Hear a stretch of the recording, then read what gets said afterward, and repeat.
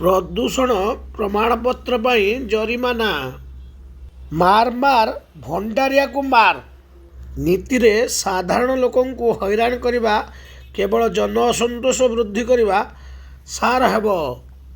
ରାଜ୍ୟବାସୀଙ୍କୁ ସର୍ବାଧିକ ପ୍ରଦୂଷଣ ଦେଉଥିବା ଶିଳ୍ପ ସଂସ୍ଥାକୁ ଆକଟ ନ କରି ସରକାର ସାଧାରଣ ଲୋକଙ୍କ ଉପରେ ପ୍ରେସର ପକାଉଛନ୍ତି।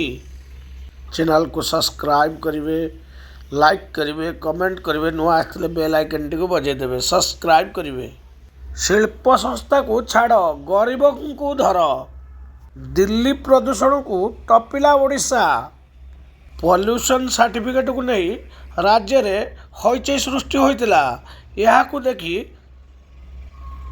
ପରିବହନ ମନ୍ତ୍ରୀ ବିଭୂତି ଭୂଷଣ ଜେନା ପିୟୁସିକୁ କଟକଣାକୁ ମିଆଦକୁ ପ୍ରଥମେ ମାସେ କରିଥିଲେ, ଏବେ ମାର୍ଚ୍ଚ 31 ପର୍ଯ୍ୟନ୍ତ ଘୁଞ୍ଚାଇ ଦେଇଛନ୍ତି। ମାର୍ଚ୍ଚ 31 ପରେ ଜୋରଦାର ଚେକିଂ ହେବ। କାରଣ ପଲ୍ୟୁସନ୍ ସାର୍ଟିଫିକେଟ୍ ନ କରିଥିଲେ 70 ଟଙ୍କା ବଦଳରେ ଆପଣଙ୍କୁ 10,000 ଟଙ୍କା ଜରିମାନା ଦେବାକୁ ପଡ଼ିବ। ସେଥିପାଇଁ ପଲ୍ୟୁସନ୍ ସାର୍ଟିଫିକେଟ୍ କରିଦିଅନ୍ତୁ।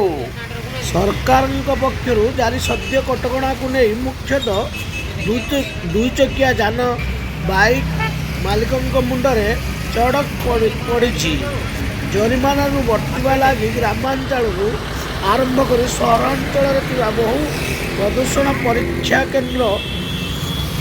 କେନ୍ଦ୍ରଗୁଡ଼ିକରେ ଲାଗି ରହିଛି ନାହିଁ ନଥିବା ଭିଡ଼।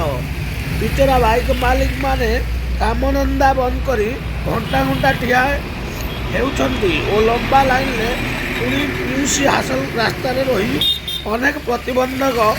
ମୋଟର ଯାନ ଆଇନରେ ଥିବା ଯେକୌଣସି ଛୋଟ ବଡ଼ ଭୁଲ ପାଇଁ ଯଦି ଜରିମାନା ଚାଲାଣ ଆସିଥାଏ, ତେବେ ତାର ପୈଠ ବିନା ପିୟୁସିରେ ମିଳିବ ନାହିଁ। ଅନ୍ୟପକ୍ଷରେ 15 ବର୍ଷ ପରେ ବାଇକ୍ର ଫିଟନେସ୍ ନବୀକରଣ ହୋଇନଥିଲେ ସେଗୁଡ଼ିକୁ ମଧ୍ୟ ପିୟୁସିରୁ ବାଦ୍ ପଡ଼ିବେ।